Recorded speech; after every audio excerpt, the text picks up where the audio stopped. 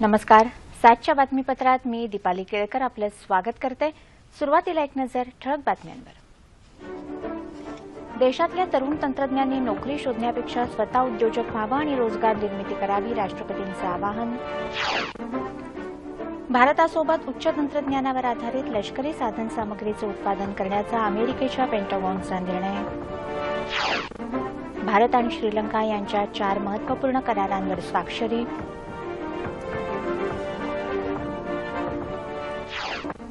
पश्चिम रेल्वेच्या उपनगरी गाडीचे डबे घसरल्यामुळे विस्कळीत झालेली वाहतूक उद्या सकाळपर्यंत सुरळीत होण्याचा अंदाज, बेस्टच्या गाड्या. आणि विश्वासार्हतेचं प्रतीक असलेल्या दूरदर्शनचा 56वा वर्धापन दिन उत्साहात साजरा. आणि आता सविस्तर वृत्त. देशातल्या तरुण तंत्रज्ञांनी उद्योजक व्हावं आणि रोजगार निर्मिती करावी असं आवाहन राष्ट्रपती प्रणव मुखर्जी यांनी केलं आहे. नागपूरमधल्या विश्वेश्वरैया राष्ट्रीय तंत्रज्ञान संस्थेच्या 13व्या दीक्षांत समारंभात ते आज बोलत होते. नोकरी शोधण्याऐवजी लोकांसाठी नोकरीच्या संधी उपलब्ध करून देणाऱ्या उद्योजक व्हा असं आवाहन राष्ट्रपतींनी यावेळी केलं. यातून तुम्ही देशासाठी आणि समाजासाठी संपत्ती निर्माण करू शकता आणि देशाच्या सर्वसमावेशक आणि शाश्वत विकासासाठी ते मोठं योगदान ठरेल असं राष्ट्रपती म्हणाले. जगातल्या सर्वोत्तम 200 विद्यापीठांच्या यादीत एकही भारतीय संस्था नसल्याची खंत गेली 3 वर्ष आपण सातत्यानं व्यक्त करत होतो. त्यानुसार अनेक पावलंही उचलली गेली. आज या यादीत 2 भारतीय संस्थांचा समावेश झाला आहे. याबद्दल आपल्याला आनंद वाटत असल्याच्या भावना राष्ट्रपतींनी यावेळी व्यक्त केल्या. यावेळी राज्यपाल चे विद्यासागर राव, मुख्यमंत्री देवेंद्र फडणवीस आणि केंद्रीय रस्ते वाहतूक आणि महामार्ग मंत्री नितीन गडकरी उपस्थित होते. अमेरिकेच्या संरक्षण विभागानं म्हणजेच पेंटागॉननं भारतासोबत उच्च तंत्रज्ञानावर आधारित लष्करी साधनसामुग्री उत्पादन करायचा निर्णय घेतला आहे. यासाठी जलद प्रतिसाद केंद्राची स्थापना करण्यात आली असून अशा प्रकारच्या केंद्राचा मान मिळवणारा भारत हा पहिला देश ठरला आहे. या महिन्यात न्यूयॉर्क इथं होणाऱ्या संयुक्त राष्ट्रसंघाच्या महासभेला पंतप्रधान नरेंद्र मोदी उपस्थित राहणार आहेत. या दौऱ्यात अमेरिकेचे राष्ट्राध्यक्ष बराक ओबामा यांच्यासोबत होणाऱ्या चर्चेत उभय देशांमधले सामरिक आणि धोरणात्मक संबंध हा मुख्य मुद्दा राहणार आहे. भारत आणि श्रीलंका दहशतवादाचा सामना करण्यासाठी व्यापक सहकार्य करणार आहे. भारताच्या दौऱ्यावर आलेले श्रीलंकेचे पंतप्रधान रनिल विक्रमसिंघे यांची नवी दिल्लीत भेट घेतल्यानंतर पंतप्रधान नरेंद्र मोदी यांनी पत्रकार परिषदेत याबाबतची माहिती दिली. शेजारी राष्ट्रांमध्ये सुरक्षा आणि स्थैर्य राहावं यादृष्टीनं उभय देश उपाययोजना करतील असं मोदी म्हणाले. उभय देशातल्या मच्छीमारांच्या प्रश्नाविषयीही दोन्ही पंतप्रधानांमध्ये चर्चा झाली. आरोग्य, सार्क क्षेत्रात उपग्रह संधी या क्षेत्रातल्या 4 महत्त्वपूर्ण करारांवर आज स्वाक्षऱ्या झाल्या.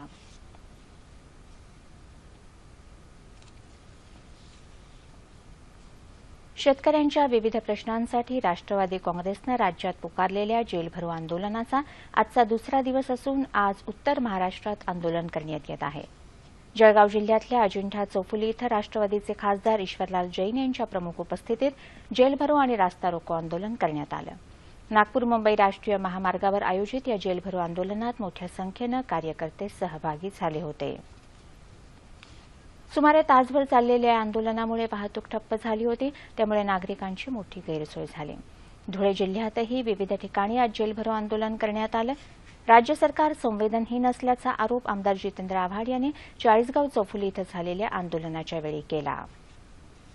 आज झालेल्या आंदोलनात 72,000हून अधिक शेतकरी सहभागी झाले होते. पक्षाच्या प्रमुख नेत्यांसह हजारो कार्यकर्ते आणि शेतकऱ्यांनी आज अटक करून घेतली अशी माहिती प्रदेशाध्यक्ष सुनील तटकरे यांनी मुंबईत बातमीदारांना दिली.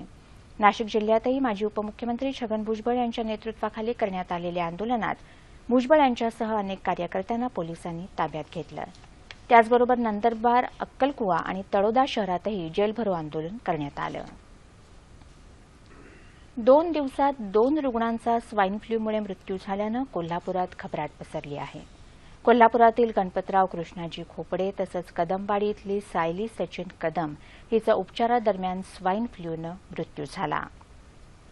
आतापर्यंत 256 नागरिकांना स्वाईन फ्लूची लागण झाली असून 32 जणांचा स्वाईन फ्लूमुळे मृत्यू झाल्याची नोंद आहे. प्रत्यक्षात खासगी रुग्णालयात सर्दी, खोकला, ताप आदी स्वाईन फ्लूच्या प्राथमिक लक्षणं असणाऱ्या रुग्णांची संख्या वाढत आहे. तर उत्सवाच्या काळात स्वाईन फ्लूच्या रुग्णात वाढ होण्याची शक्यता वर्तवण्यात आली आहे. नागरिकांनी गर्दीच्या ठिकाणी जाणं टाळावं असं आवाहन जिल्हा शल्यचिकित्सक डॉ. शिवाजी साळे यांनी केलं आहे. सोलापूर तालुक्यात केगाव इथल्या पंडित दीनदयाळ उपाध्याय दंत महाविद्यालयातल्या विद्यार्थ्यांनी आजपासून जिल्हाधिकारी कार्यालयासमोर बेमुदत धरणं आंदोलन सुरू केलं. या महाविद्यालयात 300 विद्यार्थी शिकत आहेत. सुरक्षिततेसाठी पुरेशी साधनं नसल्याचा तसंच खाण्यापिण्याचीही नीट सोय नसल्याचा आरोप विद्यार्थ्यांनी केला आहे. अनुत्तीर्ण विद्यार्थ्यांना पुन्हा परीक्षेला बसण्यासाठी शासनाच्या नियमानुसार 30,000 रुपये फी असताना महाविद्यालय 1 लाख रुपये घेत आहे, अशा अनेक तक्रारी विद्यार्थ्यांनी केल्या आहेत. आंदोलनकर्त्या विद्यार्थ्यांनी आपल्या विविध मागण्यांचं निवेदन जिल्हाधिकारी तुकाराम मुंढे यांना दिलं. वारंवार ओढवणाऱ्या अवर्षण, अपुरा, अनियमित आणि अवेळी पडणाऱ्या पावसामुळे शेती आणि शेतकऱ्यांवरील संकट अधिक गंभीर होत आहे. हे संकट अस्मानी असलं तरी याला आजी माजी सरकारचे शेती, जलनियोजन आणि विकास विषयक धोरणं कारणीभूत आहेत, अशी टीका अर्थतज्ञ प्राध्यापक एच.एम. देसरडा यांनी केली आहे. उस्मानाबादमध्ये आयोजित पत्रकार परिषदेत ते आज बोलत होते. विविध योजनांच्या माध्यमातून सिंचनावर 3 लाख कोटीहून अधिक खर्च होऊन देखील अपेक्षित सिंचन झालं नाही.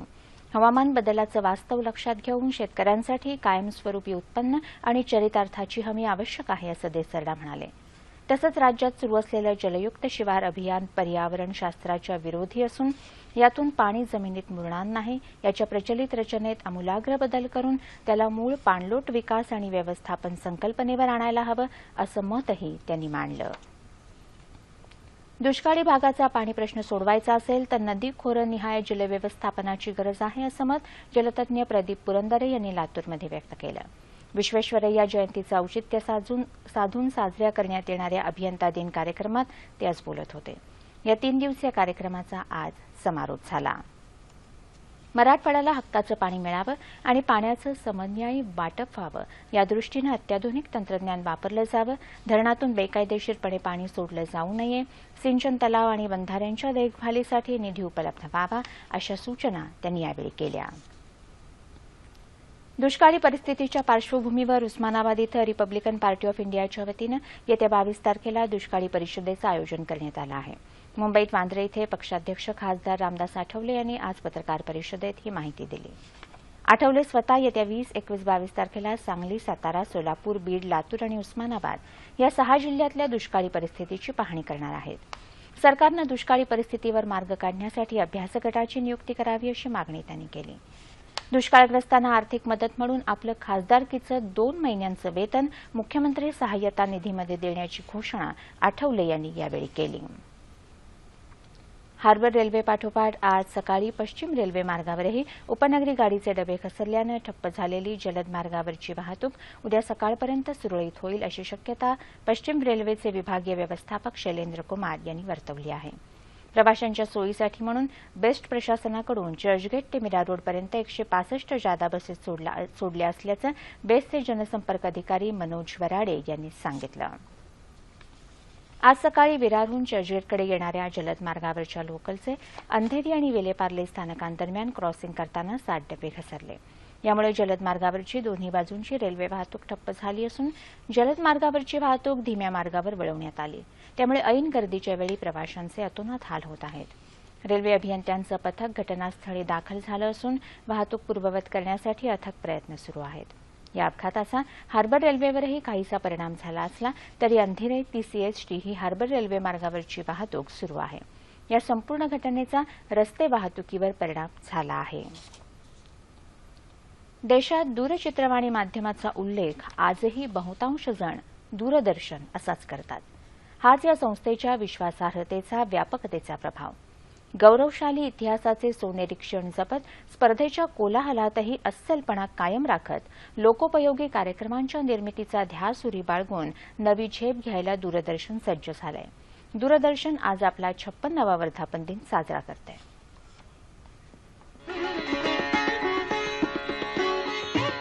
देशात 15 सप्टेंबर 1959 रोजी दूरचित्रवाणीचा जन्म झाला आणि मनोरंजन प्रबोधनानं थेट घरात प्रवेश केला. दूरदर्शननं याची देही याची डोळा हा आनंद लोकांपर्यंत पोहोचवला. आनंदयात्री पु ल देशपांडे यांनी दूरदर्शन असं त्याचं नेमकं बारसं केलं, तेच पहिले संचालकही. आकाशवाणीचा भाग असलेल्या दूरदर्शनला नंतर स्वतंत्र अस्तित्व प्राप्त झालं. 2 ऑक्टोबर 1972 रोजी मुंबई दूरदर्शन केंद्र सुरू झालं. घेतला वसा कायम राखत एकाहून एक सर्रास दर्जेदार माहितीपूर्ण मनोरंजक कार्यक्रमांची निर्मिती दूरदर्शननं सुरू ठेवली. हे कार्यक्रम तुमच्या आमच्या जगण्याचा भाग बनले. सत्यम शिवम सुंदरम हे बोधवाक्य आपल्या सांस्कृतिक जीवनाचा अभिन्न घटकच बनलं. अनेक पिढ्यांची अभिरुची घडवण्याचं, त्यांच्या सांस्कृतिक अस्मितेला आकार देण्याचं काम दूरदर्शननं केलं. दूरचित्रवाणी माध्यमाच्या सर्व शक्यतांचा नेमका वापर करत दूरदर्शननं प्रेक्षकांच्या जगण्याशी थेट संवाद साधला. उपलब्ध साधनसामुग्रीमध्येही नवे नवे प्रयोग केले. केवळ शहरी आणि अभिजन वर्गासाठी कार्यक्रम मर्यादित न ठेवता ते थेट गावांमध्ये, वाड्या वस्त्यांवर पोहोचलं. मातीशी नाळ जोडत प्रत्येकाच्या जगण्यात सामावलं. आज मोठ्या संख्येनं उपलब्ध असणाऱ्या वाहिन्यांचा कोलाहल आहे. तंत्रज्ञानाच्या प्रगतीची थक्क करणारी झेप आहे. 24 तास बातम्यांचा रतीब आहे. त्यातही दूरदर्शननं आपलं अस्सलपण कायम राखलंय. स्वतंत्र वृत्तवाहिनीसह तब्बल 35 वाहिन्या विश्वासार्हतेचा मुकुट अभिमानानं मिरवत आहेत. देशातल्या 90% नागरिकांपर्यंत पोहोचलेलं एकमेव माध्यम असणाऱ्या दूरदर्शननं समाज जीवनच व्यापून टाकलंय.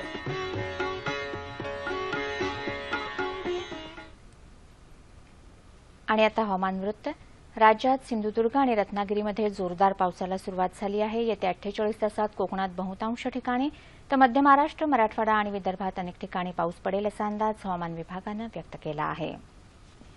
कोकण, विदर्भ आणि मध्य महाराष्ट्रात तुरळक ठिकाणी मुसळधार पावसाचा इशारा हवामान विभागानं दिला आहे. आणि आता तापमान अंश सेल्सिअसमध्ये. मुंबई कमाल 31, किमान 24, नागपूर 34-23, पुणे 30-22, औरंगाबाद 32-22, नाशिक 27-22, कोल्हापूर 30-23, रत्नागिरी 28-23, सोलापूर 32-23 आणि अमरावती कमाल तापमान उपलब्ध नाही, किमान 22 अंश सेल्सिअस. शेवटी ठळक बातम्या पुन्हा एकदा. देशातल्या तरुण तंत्रज्ञांनी नोकरी शोधण्यापेक्षा स्वतः उद्योजक व्हावं आणि रोजगार निर्मिती करावी, राष्ट्रपतींचं आवाहन. भारतासोबत उच्च तंत्रज्ञानावर आधारित लष्करी साधनसामग्रीचं उत्पादन करण्याचा अमेरिकेच्या पेंटागॉनचा निर्णय. भारत आणि श्रीलंका यांच्यात 4 महत्वपूर्ण करारांवर स्वाक्षरी. पश्चिम रेल्वेच्या उपनगरी गाडीचे डबे घसरल्यामुळे विस्कळीत झालेली वाहतूक उद्या सकाळपर्यंत सुरळीत होण्याचा अंदाज, बेस्टच्या जादा गाड्या. आणि विश्वासार्हतेचं प्रतीक असलेल्या दूरदर्शनचा 56वा वर्धापन दिन उत्साहात साजरा. याबरोबरच हे बातमीपत्र संपलं. रेल्वे अपघातात आपला मुलगा गमावलेल्या मुंबईतल्या मुलुंड इथल्या तन्ना दाम्पत्यानं त्यांचं दुःख करत न बसता गोरगरीब, ज्येष्ठ नागरिक आणि होतकरूंना आधार आणि मदत करण्याच्या उद्देशानं निमेश तन्ना चॅरिटेबल ट्रस्टची स्थापना केली. या ट्रस्टच्या माध्यमातून त्यांनी उभं केलेलं कार्य इतरांसाठी एक आदर्श ठरलं आहे. त्याबाबत सर्वंकष चर्चा करण्यासाठी ट्रस्टचे संस्थापक विश्वस्त प्रदीप तन्ना यांना आज रात्री 9:30च्या बातमीपत्रात निमंत्रित करण्यात आलं आहे. तेव्हा पुन्हा भेटूया आपल्या सह्याद्री वाहिनीवर. नमस्कार.